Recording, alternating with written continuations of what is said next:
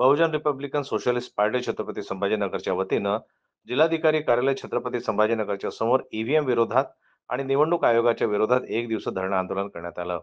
EVM हटाव या मथळ्याखाली BRSP पक्षानं धरणे आंदोलनाच्या माध्यमातून काही मागण्या कलेक्टर साहेबांना देण्यात आल्या. प्रमुख मागण्या ईव्हीएम मधील हेराफेरी, काळ्या पैशाचा महापूर व निवडणूक आयोगाची निष्क्रियता या विरोधात बीआरएसपी पक्षाचे धरणे आंदोलन या प्रमुख मागण्यासह लक्षणीय धरणे आंदोलन करण्यात आलं. त्याचबरोबर मुख्यमंत्री कृषी वाहिनी योजना, सौर ऊर्जा प्रकल्प तात्काळ रद्द झालाच पाहिजे. भूमिहीन गायरान धारक व वन जमिनी धारक यांची एकीला नोंद घेऊन त्यांच्या नावे 7/12 करण्यात यावा. या मागण्या घेऊन बहुजन रिपब्लिकन सोशलिस्ट पार्टी छत्रपती संभाजीनगरच्या वतीनं धरणे आंदोलन करण्यात आलं. या बहुजन रिपब्लिकन सोशलिस्ट पार्टीच्या वतीने आज धरणं आंदोलन आम्ही जिल्हाधिकारी कार्यालयासमोर घेत आहोत. आपण या राज्यात, महाराष्ट्रात, जिल्ह्यामध्ये जी 2024ची या ठिकाणी निवडणुका झाल्यात, विधानसभा, मग त्या ठिकाणी लोकसभा असतील, या सर्वच निवडणुकामध्ये जो पैशाचा घोडेबाजार या ठिकाणी चालतो. प्रस्थापित लोक या ठिकाणी निवडणूक लढायला उभं राहतात, पण प्रस्थापित लोक या ठिकाणी निवडणूक लढतात. मान्य आहे आम्हाला. आम्ही या ठिकाणी एक उमेदवार, मी या रनिंगणात होतो की बहुजन रिपब्लिकन सोशलिस्ट पार्टीचे 4 उमेदवार या औरंगाबाद जिल्ह्यामध्ये होते. परंतु या ठिकाणी आम्हाला या निवडणुकीच्या संदर्भात एक अशी गोष्ट कळाली की या ठिकाणी जनशक्ती विरुद्ध धनशक्ती या ठिकाणी उभा राहिली पाहिजे. कारण ही धनशक्ती ही कुठेतरी थांबली पाहिजे. या ठिकाणी निवडणुका झाल्यात, या ठिकाणी व्हीएमवर या ठिकाणी निवडणुका या ठिकाणी घेण्यात आल्या, परंतु प्रत्येक जिल्ह्यामध्ये, प्रत्येक तालुक्यामध्ये एक उमेदवार या ठिकाणी 40-45 हजार या ठिकाणी लीडला निवडून येतोय. बरं, आम्ही त्या ठिकाणी उमेदवार असताना आमच्याही त्या ठिकाणी पाहुणे रावळ्याचं, गणगोताचं, मित्रमंडळाचं आम्हाला मानणाराही वर्ग त्या ठिकाणी तालुक्यात खूप मोठा होता, परंतु आमचं मतदान कुठे गेलं हा एक आम्हाला या ठिकाणी प्रश्न पडतोय. जर आमचं मतदान जर या ठिकाणी वळवण्यात आलं असेल तर आम्ही या सरकारचा या ठिकाणी जाहीरपणे निषेध करतो. जर तुम्ही व्हीएमवर जर मतदान या ठिकाणी घेत असाल, जर व्हीएमच्या माध्यमातून जर तुम्ही मतदान या ठिकाणी डायव्हर्ट करायचा प्रयत्न करत असाल, पैशाच्या माध्यमातून मतदान या ठिकाणी विकत घेण्याचा प्रयत्न करत असाल, परंतु जो या ठिकाणी पैशाच्या माध्यमातून तुम्ही घोडेबाजार या ठिकाणी करता, प्रत्येक मतदार राजाला त्या ठिकाणी तुम्ही विकत घेता, या शासनाला आणि जिल्हा अधिकारी कार्यालय या ठिकाणी आम्ही या ठिकाणी ठणकावून सांगतो.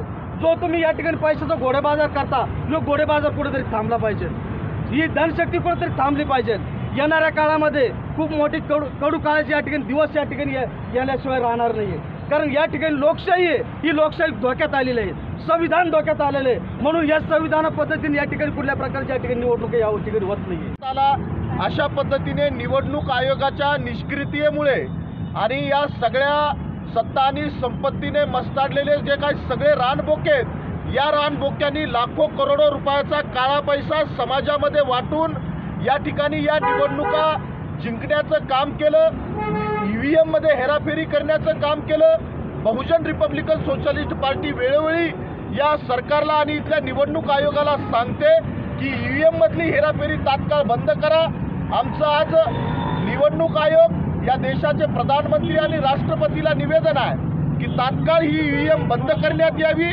या इलेक्ट्रॉनिक यंत्राच्या माध्यमातून इथले धनदांडगे, इथले सत्ताधारी आपली सत्ता त्या ठिकाणी स्थापन करतात आणि इथले खरे जे लोकांचे प्रतिनिधी आहेत ते या देशाच्या विधानसभेत, या लोकसभेत जात नाहीत.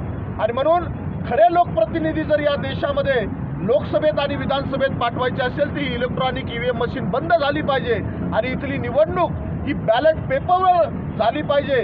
जगातल्या प्रगत देशांमध्ये ईव्हीएमच्या जागेवर बॅलेट पेपरवर आजही निवडणूक होते, परंतु भारताला आजही ईव्हीएम शिवाय दुसरा पर्याय दिसत नाही. परंतु आमची मागणी आहे, जर तात्काळ ही ईव्हीएम बंद झाली नाही आणि बॅलेट पेपरवर येणाऱ्या निवडणुका झाल्या नाही तर बहुजन रिपब्लिकन सोशलिस्ट पार्टी येणारं जे काही आंदोलन आहे ते निवडणूक आयोगाच्या कार्यालयावर मुंबई या ठिकाणी भव्य मोठ्या प्रमाणात त्या ठिकाणी घेईल असा माझा शासनाला इशारा आहे.